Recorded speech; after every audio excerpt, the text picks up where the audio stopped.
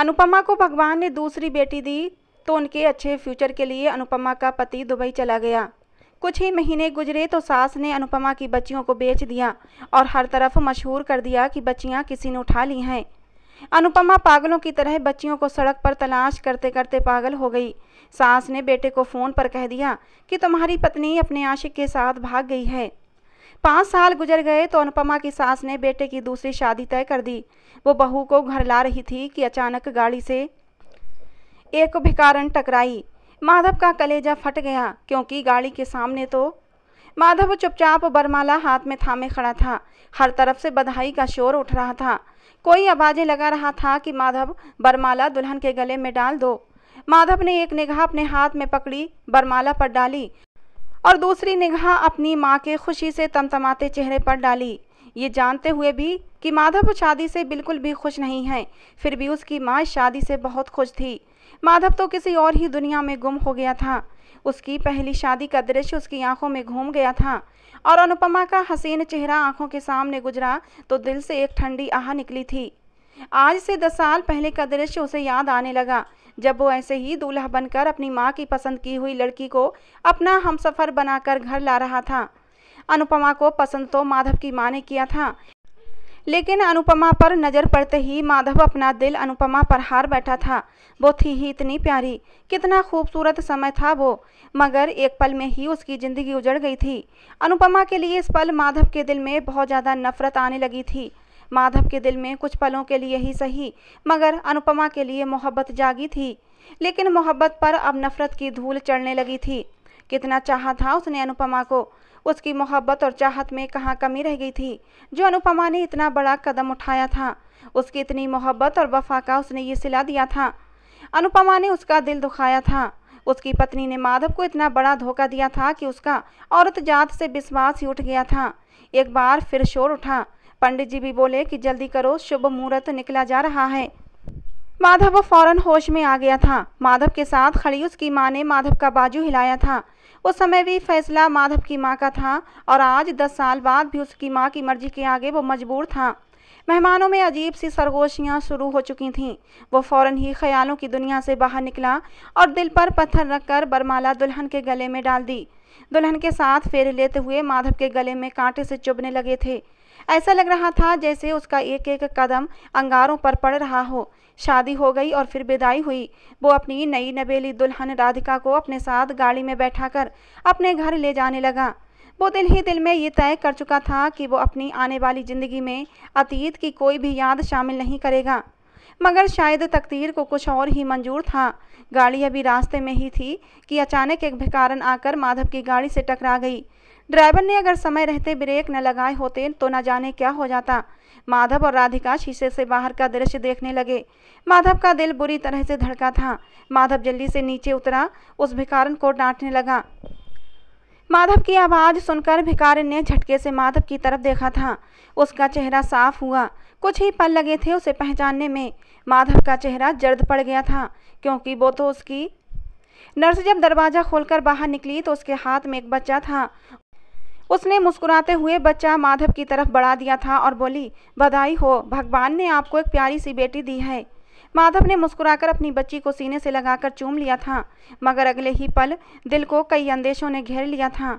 अगर माँ को पता चला कि एक बार फिर से मेरे यहाँ बेटी हुई है तो न जाने उन पर क्या जुल्म तोड़ेंगी। उन्होंने तो अभी तक मेरी बड़ी बेटी सिया को भी स्वीकार नहीं किया था। इतना सोचना था कि माधव परेशान हो गया। अचानक ही 2 साल पहले का दृश्य उसे याद आने लगा, जब उसकी बड़ी बेटी सिया का जन्म होने वाला था। जब वो अपनी माँ और अनुपमा को लेकर अस्पताल आया था, उस दिन वो बहुत खुश था क्योंकि भगवान ने उसे और अनुपमा को चांद सी बेटी दी थी। उसने अपनी बेटी को गोद में लेकर उसके माथे को चूम लिया था।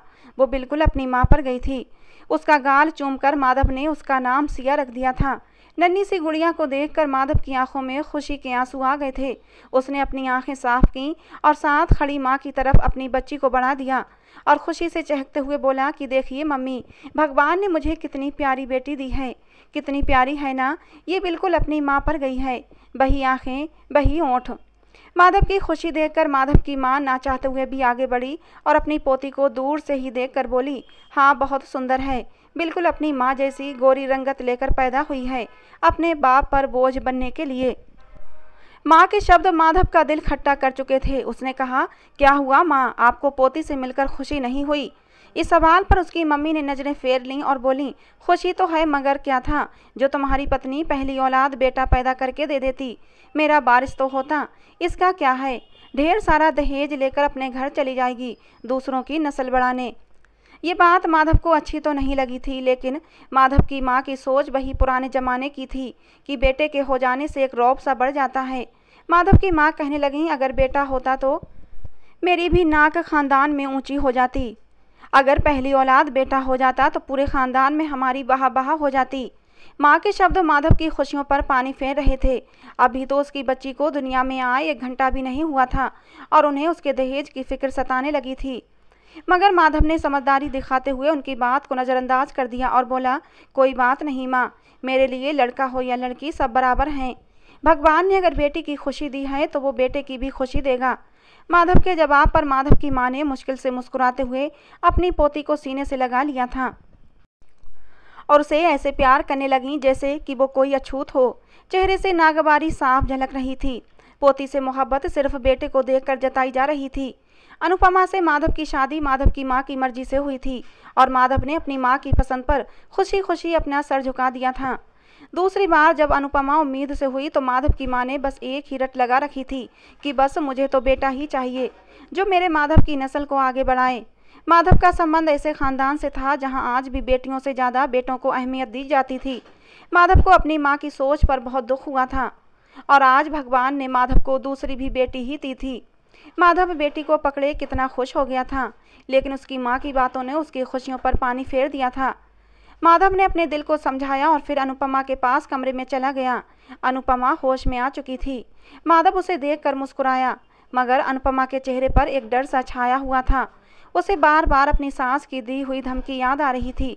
जब से वो दूसरी बार उम्मीद से हुई थी, उसकी सास उसे आए रोज धमकाती रहती थीं कि अगर इस बार मुझे बेटा पैदा करके न दिया तो तुम्हें और तुम्हारी बच्चियों को घर से निकाल दूंगी या फिर माधव की दूसरी शादी करवा दूंगी। वो माधव को कुछ भी बताना नहीं चाहती थी क्योंकि सास ने सख्ती से मना कर रखा था कि माधव को कुछ मत बताना, नहीं तो मुझसे बुरा कोई नहीं होगा। डरते डरते वो अपनी बेटी को लेकर माधव के साथ अपने घर पहुंची थी। सास आंगन में पलके बिछाए बैठी पोते के आने का इंतजार कर रही थी। माधव बेटी को गोद में उठाकर अंदर दाखिल हुआ तो मुस्कुराकर अपनी माँ को बच्ची थमाते हुए बोला, बधाई हो मम्मी जी, आप एक बार फिर से पोती की दादी बन गई हैं। ये सुनकर माधव की माँ एक झटके से उठ खड़ी हुई। उनके हाथ से अगर माधव बच्ची को ना पकड़ लेता तो शायद बच्ची जमीन पर गिर गई होती। अनुपमा और माधव का दिल एक पल के लिए कांप गया था। माधव की माँ अविश्वास से बोली, क्या कहा तूने माधव, ये बेटा है या बेटी, जरा दोबारा तो बता। माधव हड़बड़ा कर बोला कि मम्मी जी, आपकी बहू ने बेटी को जन्म दिया है। इतना सुनना था कि माधव की माँ सदमे से वापस सोफे पर गिर गई। उन्होंने तो अपनी पोती को एक बार देखना भी गवारा नहीं किया। कहने लगी, फिर से बेटी, मुझे तो लगता है माधव कि मैं बिना अपने वारिस का मुंह देखे ही दुनिया से चली जाऊंगी। उन्होंने रोना धोना मचा दिया था। माधव तो उनका शोर सुनकर परेशान हो गया। बेटी अपनी गोद से अनुपमा की गोद में दे दी।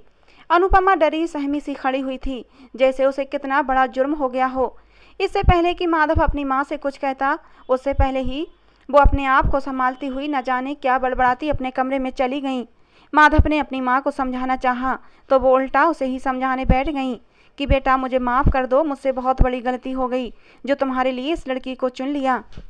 ये तो बस वो बेटियां ही पैदा कर सकती है। अच्छा खासा इसका रिश्ता इसके आशिक के साथ हो रहा था, मगर मैंने ही उसे यहाँ तुम्हारे साथ ब्याह दिया।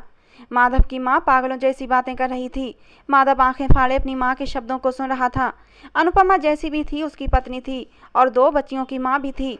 उसके अतीत में कौन था कौन नहीं इससे उसे कोई मतलब नहीं था, क्योंकि अनुपमा ने शादी के बाद पत्नी होने के नाते सारे हक पूरे किए थे और माधव से बहुत ही मोहब्बत भी करती थी, उसका बहुत ख्याल रखती थी। अनुपमा रोते हुए माधव के पास आई और कहने लगी, माधव मेरा विश्वास करें, मेरी ज़िंदगी में आपके अलावा न पहले कोई था न ही आपके बाद कोई और हो सकता है। मम्मी जी से कहें मुझ पर इतना घटिया इल्ज़ाम न लगाएं। माधव ने अनुपमा से कहा कि मैं कभी भी तुम पर शक नहीं कर सकता। फिर अपनी माँ से कहा कि माँ, अनुपमा मेरी पत्नी है और मैं उसे अच्छे से पहचानता हूँ। उसने आज तक मुझे धोखा नहीं दिया, मुझे बहुत प्यार करती है और अपनी बच्चियों का भी बहुत ध्यान रखती है। उसने अनुपमा को भी विश्वास दिलाया कि जब तक मैं जिंदा रहूँगा तुम्हें और अपनी बच्चियों पर आँच नहीं आने दूंगा। कुछ दिन तक माधव की मां नाराज रही, मगर शायद बेटे की बातों से उनका दिल मोम हो गया था। उन्होंने अपना व्यवहार अपनी बहू और पोतियों के प्रति कुछ बेहतर कर लिया था। घर का माहौल एक बार फिर से खुशगवार हो चुका था। यहाँ रहकर गुजारा करना मुश्किल हो रहा था। जैसे जैसे बच्चियाँ बड़ी हो रही थीं, उनके खर्चे भी बढ़ रहे थे। एक छोटे से स्टोर की कमाई से वो अपनी बच्चियों को अच्छा फ्यूचर नहीं दे सकता था। इसलिए माधव ने दुबई जाने का फैसला कर लिया। जब उसने अपने फैसले से अपनी माँ को आगाह किया तो पहले तो माँ ने उसे जाने से मना कर दिया, फिर न जाने क्या सोच कर वो मान गईं। 1 महीने के अंदर अंदर माधव ने तमाम कागजी कार्रवाई पूरी की और फिर माँ और अपनी पत्नी और बच्चों को छोड़कर दुबई चला गया। जाने से पहले उसने अपनी बच्चियों को ढेर सारा प्यार किया था और उनसे कहा था कि मम्मी को तंग मत करना, मैं जल्दी ही वापस आऊँगा और तुम्हारे लिए ढेर सारा सामान लेकर आऊँगा। उसने अनुपमा को भी कहा कि बच्चियों का ख्याल रखना, उन्हें कोई तकलीफ नहीं होना चाहिए। न जाने क्यों माधव के दिल में अजीब से वसवसे आ रहे थे, जैसे कि वो दोबारा अपनी बच्चियों को नहीं देख पाएगा। खैर, सबसे मिलकर वो दुबई के लिए रवाना हो गया। अनुपमा, 4 साल की सिया और 2 साल की रिया माधव के जाने के बाद दुखी बैठे थे कि सास ने आंखें चढ़ाते हुए उन्हें झड़क दिया। अब बेटा नहीं था, इसलिए वो अपनी पोतियों और अनुपमा के साथ दिखावे का व्यवहार नहीं कर सकती थीं। बेटे के जाते ही उन्होंने बहू पर जुल्म ढाना शुरू कर दिए। छोटी रिया अगर रोने लगती तो सास बगैर तरस खाए उस नन्ही सी जान को थप्पड़ मार कर चुप करवा देती। उनके जुल्मों की कोई हद नहीं थी। अगर अनुपमा किसी काम में बिजी होती तो वो अपनी पोतियों के मुंह पर मिर्च लगाकर उन्हें तड़पता हुआ छोड़ देती थी। उन्हें पोतियों को तड़पता देख कर न जाने क्यों अजीब सा सुकून मिला करता था। उनका कहना था कि तुम दोनों मेरे पोते को खा गई हो। अगर तुम दोनों इस दुनिया में न आती तो शायद आज मेरा वारिस यहाँ मेरे साथ मौजूद होता। तुमने मेरे पोते की जगह ली है। वो शायद धीरे धीरे दिमागी मरीजा बनती जा रही थीं। बेचारी बच्चियां दादी का जुल्म माँ को भी नहीं बता पाती थीं, क्योंकि वो बहुत छोटी थीं। बड़ी सिया 4 साल की और छोटी रिया 2 साल की थी। माधव जब भी कॉल करता तो माधव की माँ खुद ही बात किया करती थी। अगर माधव अनुपमा से बात करने को कहता तो माधव की माँ ये कहकर टाल देती कि वो तो अपने मायके गई है। कभी कहती कि नहाने गई है और कभी कभी जब बात करवाती तो सर पर ही सवार रहती थी। माधव को गए कुछ महीने गुजर चुके थे। एक दिन माधव की माँ ने अनुपमा से कहा कि आज मेरे लिए खीर बनाओ, मैं तब तक बच्चियों के साथ तुम्हारी माँ के घर से होकर आती हूँ। बच्चियाँ नानी के घर जाएंगी तो खुश हो जाएंगी। अनुपमा ने जब अपनी सास का बदला हुआ अंदाज देखा तो खुशी से चहक उठी। उसने बच्चियों को तैयार किया और अपनी सास के साथ रवाना कर दिया। अनुपमा खुशी खुशी खीर बनाकर फिरी हुई थी कि गली से एक शोर उठा था। उसका दिल कांप गया था। ये तो उसके सास के रोने की और चिल्लाने की आवाज़ें थीं। अनुपमा एक पल की भी देरी किए बगैर बाहर की तरफ भागी थी। गली में अनुपमा की सास दहाड़े मार मार कर रो रही थी। उनका हुलिया बिखरा हुआ था। मगर अनुपमा को धक्का तो तब लगा जब उसने देखा कि सास के साथ ना तो सिया थी और ना ही रिया। अनुपमा के होश उड़ चुके थे। वो चीखते हुए अपनी सास की तरफ बढ़ी और पूछने लगी कि मेरी बेटियां कहाँ हैं? मैंने उन्हें आपके साथ भेजा था। अनुपमा के सवाल पर अनुपमा की सास अनुपमा के गले लग गई और रोते हुए बोली कि अनुपमा, तुम्हारी बच्चियों को कोई उठाकर ले गया है। मैंने उन्हें बचाने की बहुत कोशिश की। ये देखो, मेरे हाथ और एड़ियाँ छिल गई हैं। वो लोग मुझे धक्का देकर दोनों बच्चियों को छीनकर गाड़ी में बैठा कर ले गए। सास के शब्द अनुपमा पर पहाड़ बनकर टूटे थे। ऐसा लग रहा था जैसे वो कुछ बोलने की स्थिति में ही नहीं है। पागलों की तरह नहीं में सिर हिलाते हुए कहने लगी, नहीं नहीं, ऐसा नहीं हो सकता। आप जरूर मेरे साथ मजाक कर रही हैं। उन्हें मेरे माँ के घर ही छोड़ आई होंगी। ऐसे कैसे कोई भी आकर मेरी बच्चियों को छीन कर ले जाएगा? मेरी बच्चियों ने भला किसी का क्या बिगाड़ा है? पूरी गली में एक शोर मच गया था। मगर अनुपमा की सास रोते हुए अनुपमा को विश्वास दिलाने लगी कि 2 लोग गाड़ी पर थे। जैसे ही गाड़ी उनके पास से गुजरी तो गाड़ी का पिछला दरवाज़ा खोला और बच्चियों को गाड़ी में बिठाकर ले गए। मैंने छुड़वाना चाहा तो मुझे धक्का दे दिया। मेरे हाथों से बच्चियों को जबरदस्ती छीन लिया और भाग गए। अनुपमा होश खो बैठी थी। उसने एक पल की देरी किए बगैर उधर ही भागना शुरू कर दिया जिस तरफ अनुपमा की सास ने बताया था कि इधर से ही वो लोग बच्चियों को लेकर गए हैं। अनुपमा की सास वापस घर आ चुकी थी। उनके चेहरे पर एक सुकून भरी मुस्कुराहट फैली हुई थी। कोई सपने में भी नहीं सोच सकता था कि वो कितना बड़ा खेल खेल चुकी थी। दूसरी तरफ अनुपमा यूं ही नंगे पैर गलियों में भाग भाग कर अपनी बच्चियों को आवाज़ें दे रही थी। कभी सिया को आवाज़ देती तो कभी रिया को पुकारती, मगर वो यहाँ होती तो उसे जवाब देती। सड़क से गुजरने वाले राहगीर को रोक रोक कर अपनी बच्चियों के हुलिये बताती और उनके बारे में पूछती कि किसी ने उन्हें देखा तो नहीं है। अनुपमा एकदम से बावली सी हो गई थी। अनुपमा की सास ने अपनी आवाज़ को थोड़ा गमगीन बनाया और अपने बेटे को फ़ोन करने लगी कि अनुपमा बच्चियों को लेकर अपनी माँ के घर गई थी। न जाने मेरी पोतियों को कहाँ छोड़ कर आ गई है और अब खुद ही वापस आ गई है और कह रही है कि बच्चियों को कोई उठा कर ले गया है। अब मैं बुढ़िया कहाँ कहाँ जाकर किस किस दर की खाक छान कर तुम्हारी बच्चियों को ढूंढती फिरूंगी। अपनी माँ के शब्द सुनकर माधव की आत्मा कांप उठी थी। उसकी एक जोरदार चीख निकल गई थी। उसे विश्वास नहीं हो रहा था कि उसकी बच्चियां उसे बिछड़ गई हैं। इतनी दूर बैठकर ये खबर सुनते ही उसका सर चकरा गया था। वो तड़प उठा था, न जाने उसकी बेटियां किस हाल में होंगी। वो रोते हुए अपनी माँ को कह रहा था कि माँ अपनी पूरी कोशिश करो और मेरी बच्चियों को ढूंढ निकालो, मैं भी यहाँ से आने की कोशिश करता हूँ। माधव की माँ ने सुकून से मुस्कुराते हुए फ़ोन कट कर दिया था। 3-4 दिन गुजर गए थे। माधव को छुट्टी नहीं मिल रही थी। फ़ोन करके उसने अपनी माँ को अपनी मजबूरी बताई कि मुझे छुट्टी नहीं मिल सकती, मेरा पासपोर्ट भी मेरे ऑनर के पास है। मैं वहाँ अपने बॉस की मिन्नतें करता रह गया, लेकिन मेरा पासपोर्ट वापस नहीं मिला क्योंकि उसने 2 साल का एग्रीमेंट लिया हुआ था। वहीं दूसरी तरफ वो इस बात से अनजान था कि बच्चियां अगवा नहीं हुई, बल्कि उसकी माँ ने तो 2 बेऔलाद पति पत्नी से लाखों रुपये लेकर उन्हें बेच दिया था। अनुपमा सड़कों पर मारी मारी फिर रही थी। उसे अब कुछ भी होश नहीं था। हर किसी से अपनी बच्चियों के बारे में पूछ रही थी। उसे क्या मालूम था ये सारा खेल उसकी सास ने खेला हुआ है। जब बच्चियां 2-3 दिन तक ना मिलीं तो एक रात अनुपमा इतना चीख चीख कर रोई कि बेहोश हो गई। जब उसे होश आया तो वो एक सड़क किनारे पड़ी हुई थी। किसी ने उसे उठाने की कोशिश नहीं की थी। उसका दिमागी संतुलन बिगड़ चुका था। वो हर गुजरती गाड़ी को रोक रोक कर गाड़ी वाले का गिरेबान पकड़कर उसे मारना शुरू कर देती। कहती थी, कहाँ है मेरी बच्चियाँ, मुझे मेरी बेटियाँ वापस कर दो। लोग उसे पागल कह कहकर पत्थर मारने लगते थे। कभी उसके सर से खून बहने लगता, कभी उसके हाथ जख्मी हो जाते। अनुपमा को घर से गए हुए 2 हफ्ते गुजर चुके थे। जब से बच्चियां गायब हुई थीं वो भी घर नहीं लौटी थी। माधव अलग सूली पर लटका हुआ था। रह रहकर उसे अपनी बच्चियों का ख्याल आता था। तभी एक दिन उसकी माँ ने फ़ोन पर उसे ऐसी खबर सुनाई जिसे सुनने के बाद उसकी रही सही हिम्मत भी जवाब दे गई थी। वो फूट फूट कर रोने लगा था। जब माँ ने बहुत ही गुस्से भरे शब्दों में फ़ोन पर माधव से कहा था कि अनुपमा अपने आशिक के साथ भाग गई है, मुझे माफ़ कर दो बेटा, मैं जल्दबाजी में तुम्हारे लिए गलत लड़की को ले आई। काश मैं अनुपमा की जगह किसी और लड़की से तुम्हारी शादी कर देती तो आज ये सब कुछ नहीं होता। माधव बेबसी से अपने बाल नोच रहा था और रो रहा था। वो अपनी माँ के एक एक शब्द पर आंखें बंद करके विश्वास कर बैठा था। कई दिन तक वो सदमे की हालत में रहा। उसे काम से छुट्टी भी नहीं मिल पा रही थी। जो वो एक बार इंडिया आ जाता। कई महीने वो सदमे की हालत में अस्पताल में पड़ा रहा। काश ये सब करने से पहले माधव की माँ एक बार सोच लेती कि उसकी बहू और पोती की ज़िंदगी ही नहीं बल्कि उनके बेटे की ज़िंदगी पर भी बहुत बड़ा असर होगा। माधव की तो कुल कायनात ही उसकी बेटियाँ और अनुपमा थी। कुछ समय और गुजरा और सब कुछ धीरे धीरे रूटीन पर आने लगा था। माधव काफ़ी हद तक खुद को संभाल चुका था, लेकिन अब उसका इंडिया आने को दिल नहीं करता था। 2 साल के बजाय अब वो 5 साल बाद दुबई से वापस इंडिया आया था। जब घर में दाखिल हुआ तो उसकी आंखों से आंसू बह रहे थे। उसे सबसे पहले अनुपमा याद आई थी और फिर अपनी फूल सी बच्चियाँ, जो न जाने इन 5 सालों में जिंदा भी थीं या नहीं।